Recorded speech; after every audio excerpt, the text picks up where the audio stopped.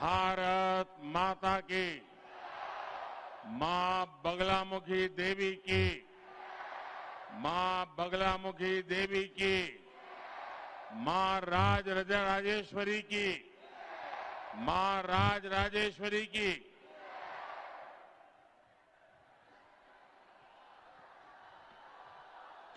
मैं सबसे पहले आप सबकी क्षमा मांगता हूं। ये तो शक्ति स्थलों की भूमि शाजापुर में आप सभी परिवारजनों का मैं बहुत बहुत अभिनंदन करता हूं।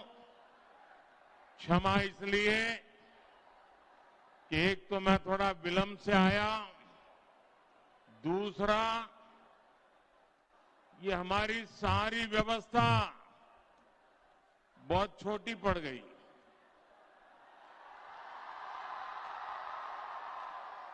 जितने लोग अंदर हैं उससे ज्यादा बाहर धूप में तप रहे हैं। मैं आपको जो तकलीफ हुई है, हमारी ये व्यवस्था छोटी पड़ गई है, आपको धूप में तपना पड़ रहा है, इसलिए मैं आपकी क्षमा मांगता हूं। लेकिन मैं आपको विश्वास दिलाता हूं, आप जो तप रहे हैं ना, मैं इसे याद रखूंगा और विकास करके लौटाऊंगा। विकास करके आपकी इस तपस्या को मैं आदर करूंगा, उस पर श्रद्धा व्यक्त करूंगा। ये मैं आप सबको जरूर कहना चाहूंगा। मुझे दूसरी क्षमा ये मांगनी है कि अभी मेरे 2 कार्यक्रम बाकी हैं और हेलीकॉप्टर का उड़ने के एक समय की सीमा होती है। सूर्यास्त के पहले ही उड़ना पड़ता है। उसके कारण भी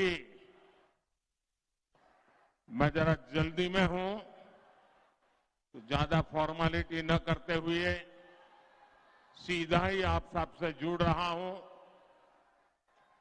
मध्य प्रदेश के इस बार के चुनाव एक नया रिकॉर्ड बनाने जा रहे हैं। मैं बीते कई दिनों से एमपी के अलग अलग हिस्सों में लोगों से मिला हूं, आशीर्वाद प्राप्त किए हैं। जो विश्वास, जो भरोसा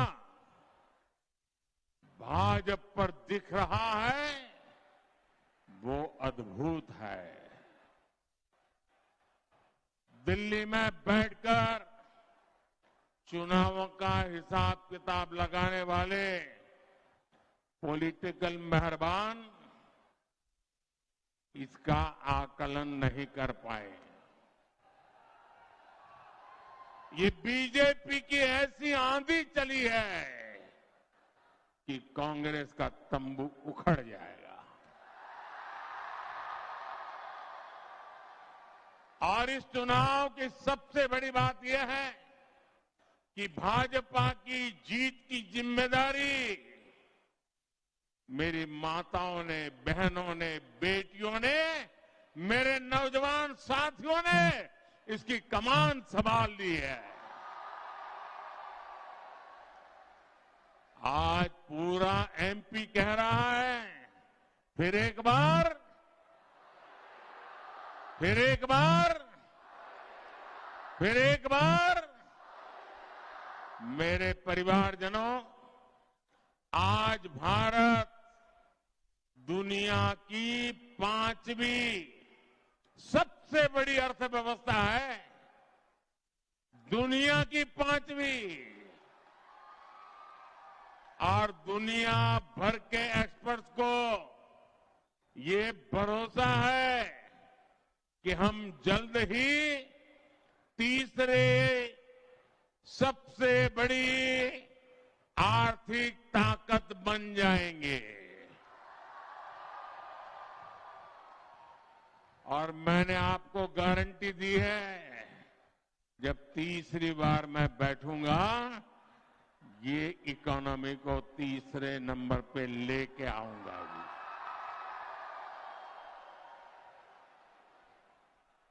दुनिया के विकसित देश से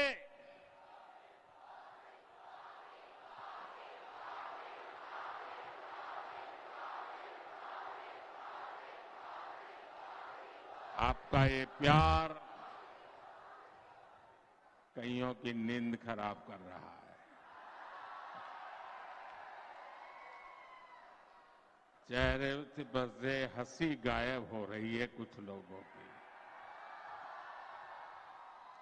बड़े दुखी नजर आते हैं कुछ लोग। उनके टीवी इंटरव्यू देखिए, उनकी बातें सुनिए, क्या हालत कर दी है आपने कांग्रेस की।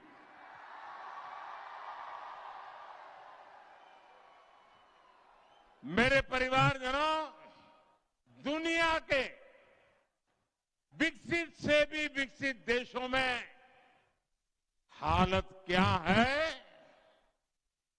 वो आज सारी दुनिया को पता है। लेकिन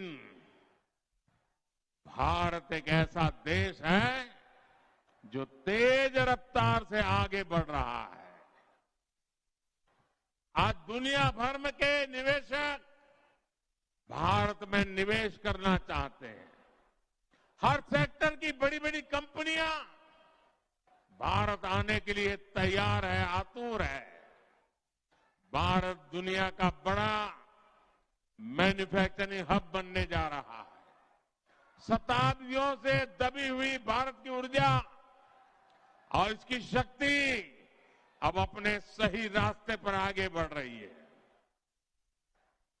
इस बहुत अहम समय में मध्य प्रदेश में भाजपा सरकार का रहना बहुत जरूरी है।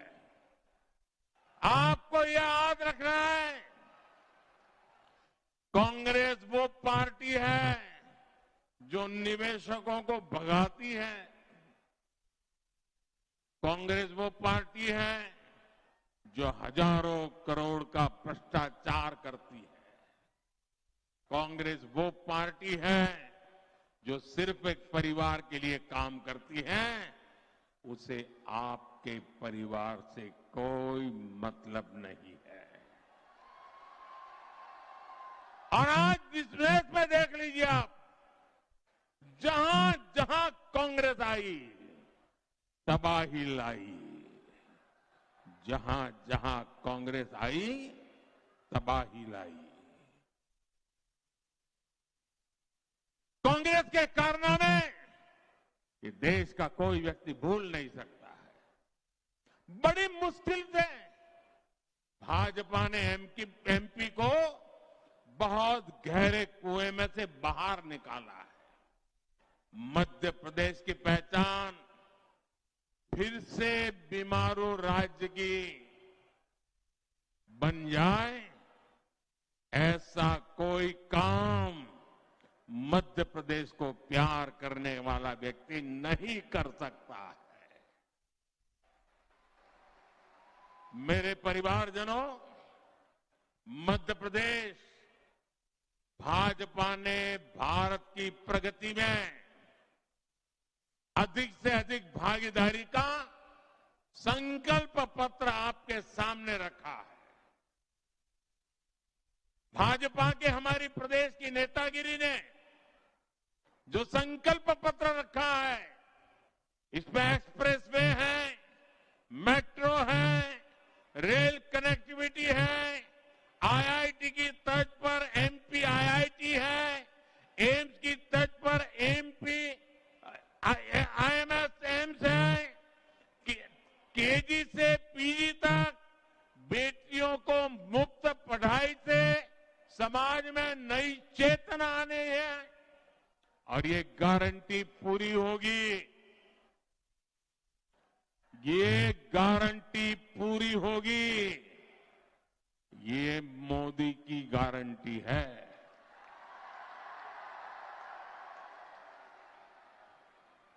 इसलिए गांव हो शहर हो, युवा हो या बुजुर्ग हो, बहन हो भाई हो, हर कोई एक ही आवाज से कह रहा है, फिर एक बार, फिर एक बार, फिर एक बार। साथियों, कांग्रेस को सिर्फ परिवार की, अपने बच्चों की चिंता रहती है। ये भाजपा है जो आपके बच्चों की चिंता करती है।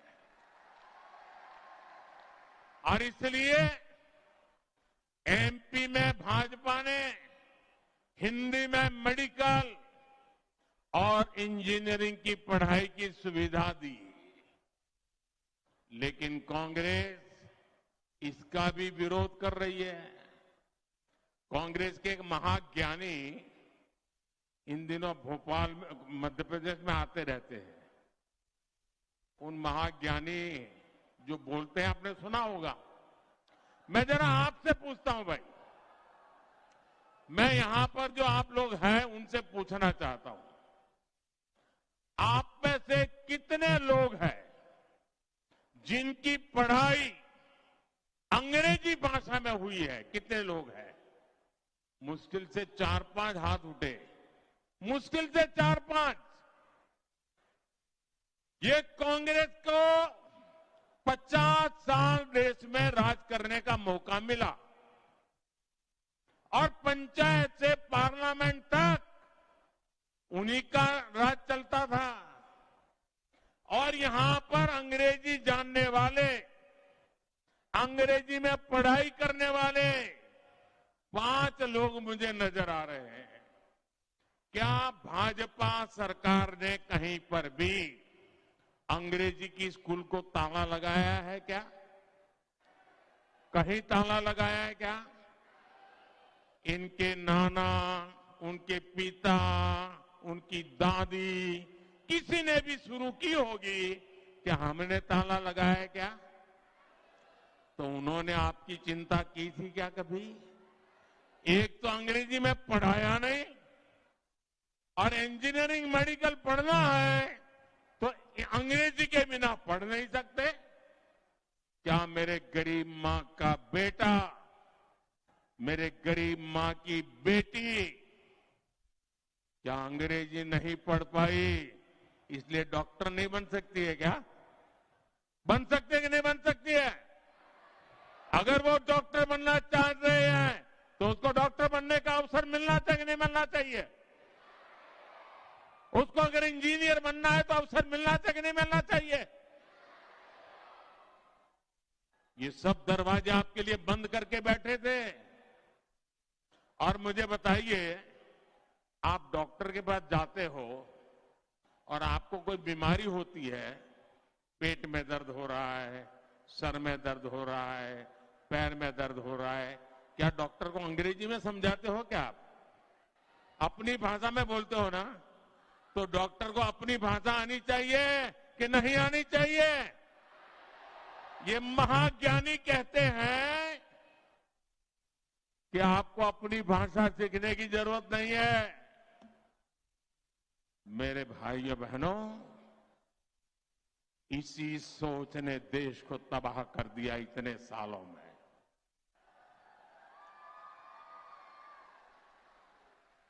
और इसलिए मैंने तय किया है, गरीब से गरीब बच्चा भी, गांव का बच्चा भी,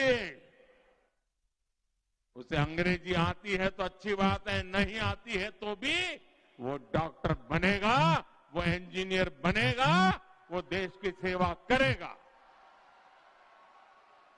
कांग्रेस जहां भी सत्ता में है वहां उसका एक ही एजेंडा है, लूट लूट लूट, भ्रष्टाचार भ्रष्टाचार भ्रष्टाचार, जनता पर अत्याचार अत्याचार अत्याचार और बार बार झूठ, जहां जाओ वहां झूठ, चिल्ला चिल्ला करके झूठ, यही उनका तरीका है।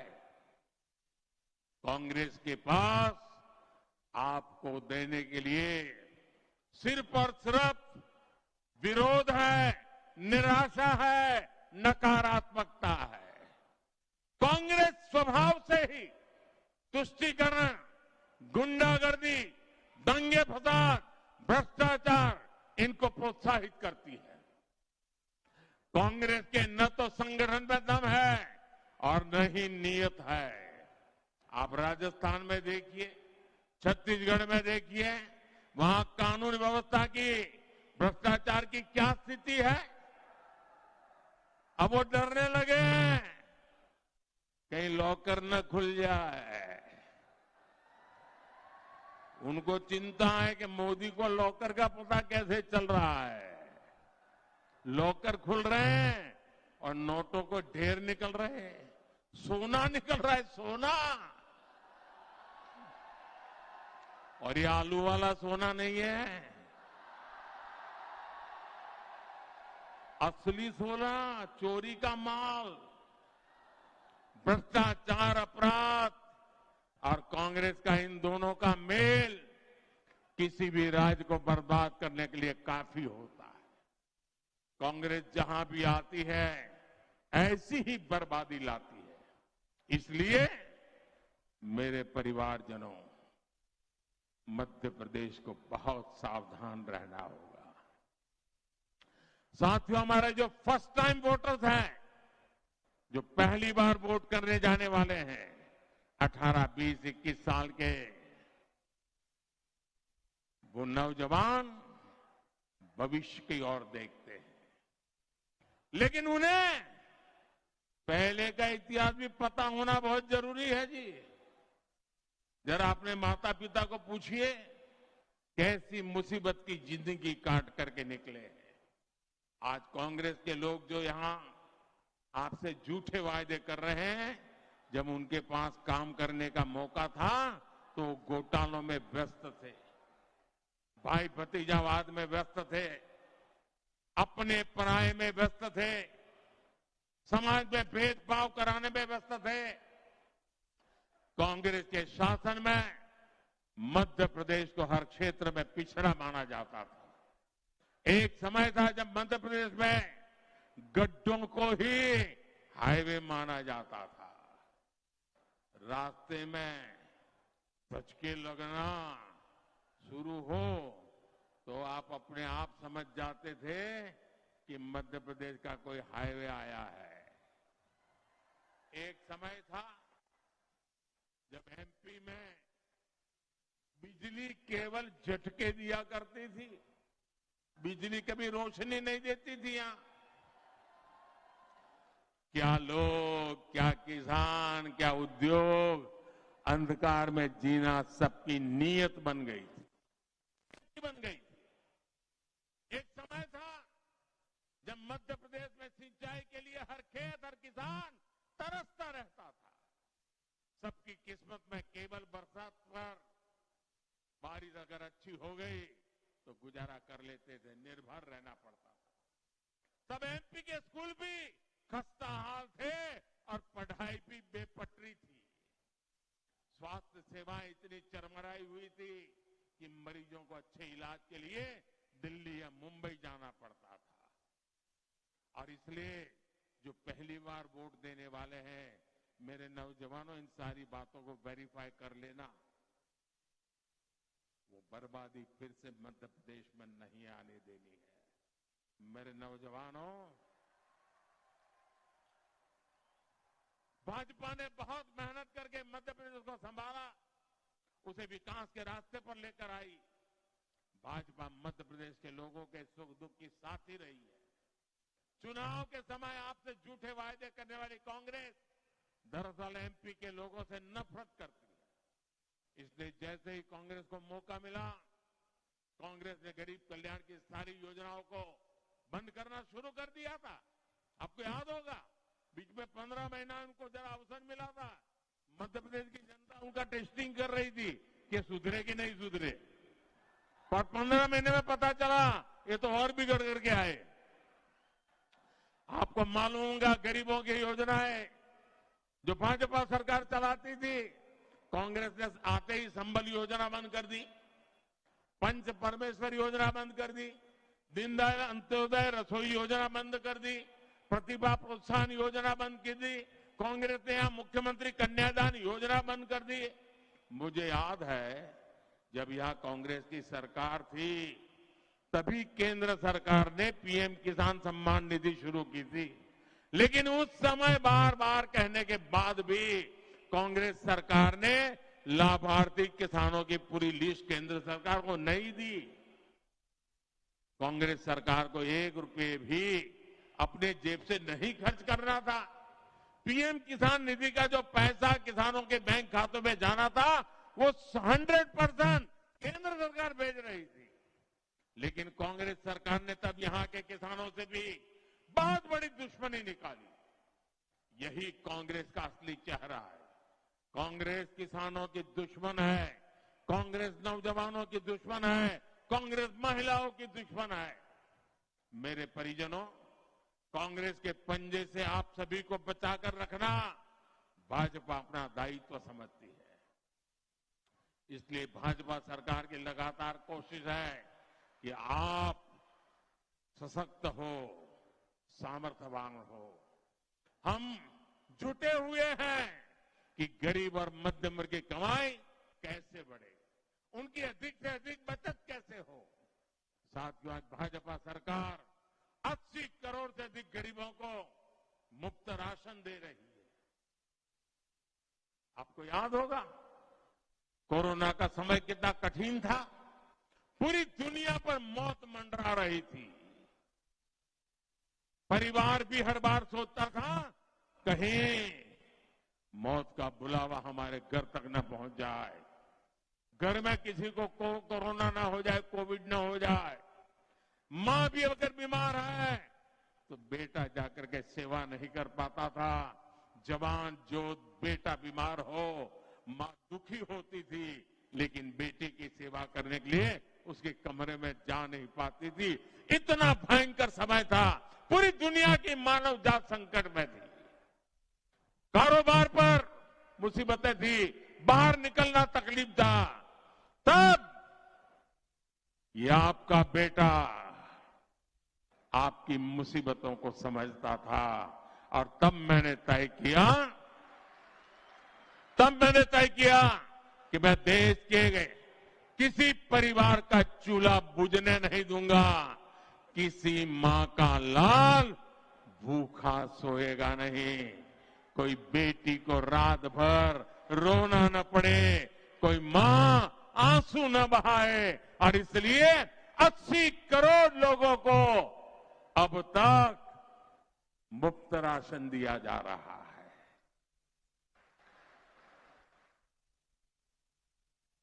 हम किसी को भी जरूरतमंद को अगर रोटी खिलाएं तो हमें पुण्य मिलता है कि नहीं मिलता है? जरा जवाब दीजिए। पुण्य मिलता है कि नहीं मिलता है? पुण्य मिलता है ना? मिलता है ना पुण्य?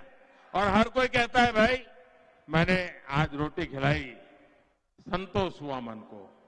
मुझे भी जब 80 करोड़ देशवासियों की थाली में खाना परोसते हैं ना तो बहुत सुकून मिलता है, संतोष मिलता है।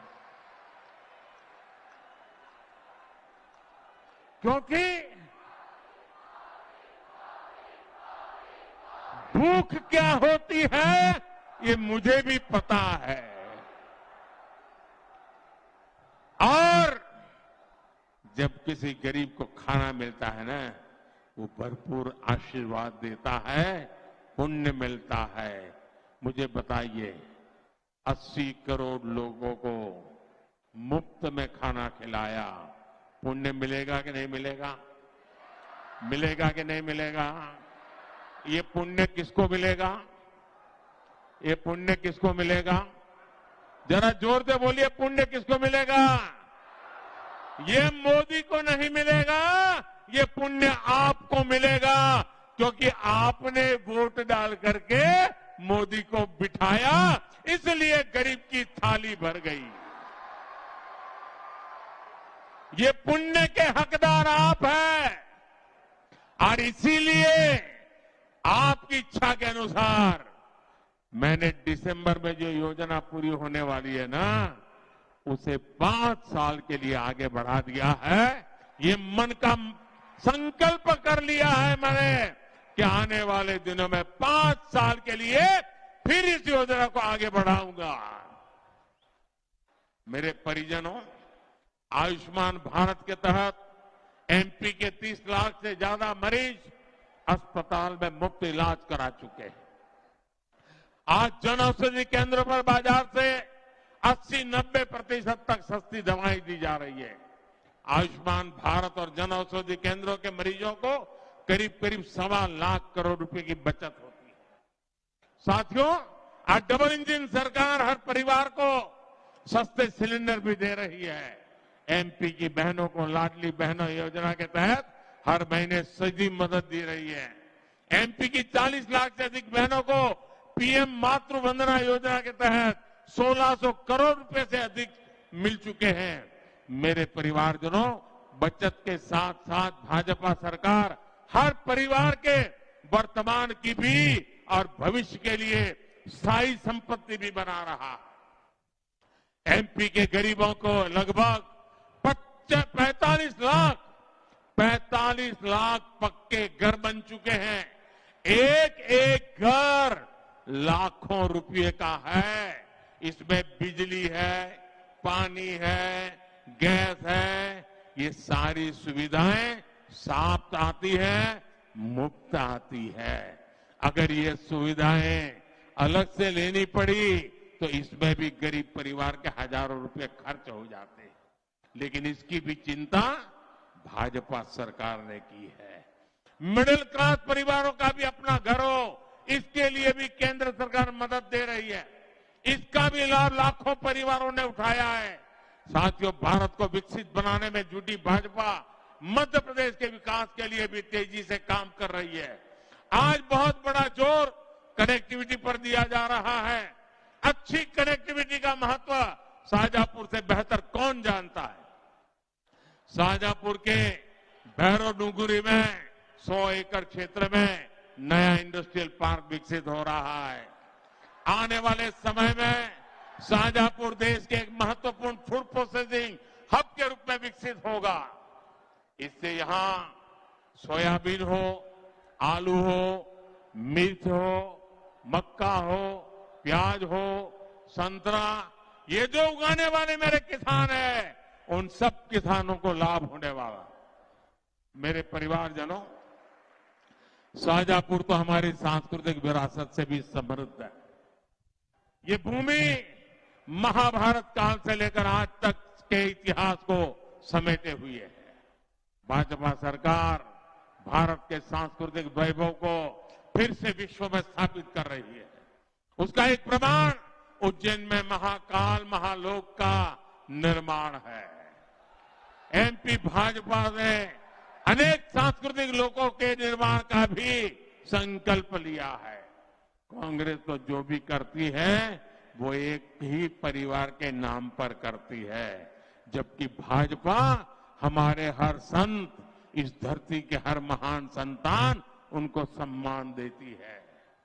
सागर में संत रविदास का भव्य मंदिर भाजपा बना रही है। जबलपुर में रानी दुर्गावती का भव्य स्मारक भाजपा बना रही है। बाबा साहब आंबेडकर की जन्मस्थली महू यहां से अधिक दूर नहीं है। देश और दुनिया में जहां जहां बाबा साहब रहे, उनको भाजपा ने पंचतीर्थ के रूप में विकसित किया है।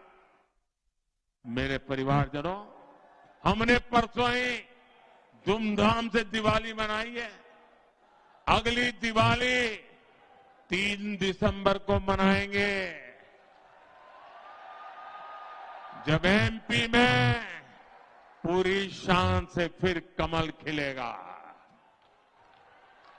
और इसलिए ऐसा तो नहीं होगा ना, इतनी बड़ी जबरदस्त जनसभा हो गई, ऐतिहासिक सभा हो गई, मोदी का भाषण भी बहुत अच्छा हो गया, चलो बहुत हो गया, सो जाए, बहुत हो गया, अब तो क्या है, जीतने ही वाले हैं, कुछ करने की जरूरत नहीं। ऐसा तो नहीं होगा ना, ऐसा तो नहीं होगा ना, सो नहीं जाओगे ना, घर घर जाओगे, मेरी ये बात बताओगे, कमल खिलाओगे, ज्यादा से ज्यादा मतदान कराओगे, अधिकतम मतदान की गारंटी देते हो आप। इस बार मध्य प्रदेश में भाजपा के जीत की गारंटी जनता जनार्दन खुद दे रही है। अब मुझे पता है कि शाजापुर वालों के लिए दाल बाटी,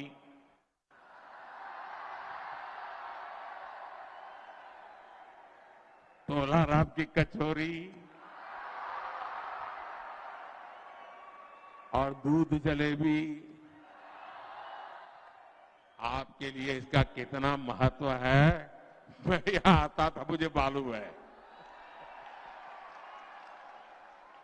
बाकी सब काम बाद में, पहले तो तोलाराम। लेकिन 17 नवंबर को पहले मतदान फिर जलपान, पक्का? मंजूर? ये हो जाएगा ना? अच्छा, ये तो बात हो गई चुनाव की। अब मैं मेरी एक निजी बात बताना चाहता हूं। बताऊं? निजी बात है, चुनाव की नहीं है। बताऊं? मेरा एक काम करना है, करोगे? ये चुनाव वाला नहीं है, करोगे? अब उतनी ताकत से बताओ ना, ढीले क्यों पड़ जाए हो यार? ये मेरा पर्सनल काम है, करोगे ना? ये चुनाव का काम नहीं है, करोगे? तो जरूर करना। जब आप घर घर मिलने के लिए जाएंगे तो सबको कहना कि अपने मोदी जी शाजापुर आए थे, अपने मोदी जी शाजापुर आए थे और उन्होंने आपको प्रणाम भेजा है। इतना मेरा काम कर देंगे? इतना मेरा काम कर देंगे? पक्का करेंगे? देखिए, जब आप उनको मेरे प्रणाम कहोगे ना तो वो मुझे आशीर्वाद देंगे, भरपूर आशीर्वाद देंगे। और जब हर परिवार से मुझे आशीर्वाद मिलता है तो मेरी ऊर्जा बहुत बढ़ जाती है, मेरी दौड़ने की ताकत बहुत बढ़ जाती है और मुझे देश के लिए दौड़ने का और उत्साह बढ़ जाता है। और इसलिए मुझे हर परिवार के आशीर्वाद की जरूरत रहती है। तो मेरे प्रणाम पहुंचाओगे? हर घर जाके पहुंचाओगे? भूल तो नहीं जाओगे ना? देखिए, मुझे हमेशा की तरह मालवा निमाड़ ने अभूतपूर्व स्नेह दिया है, बहुत प्यार दिया है। आप लोगों ने मुझे बहुत आशीर्वाद दिया है। मैं आपका जितना आभार व्यक्त करूं उतना बहुत कम है। इस बार तो तोलाराम की मिठाई का चखने का समय नहीं है, वरना पक्का खा के जाता आज। मेरे साथ बोलिए, भारत माता की, भारत माता की, भारत माता की। बहुत बहुत धन्यवाद।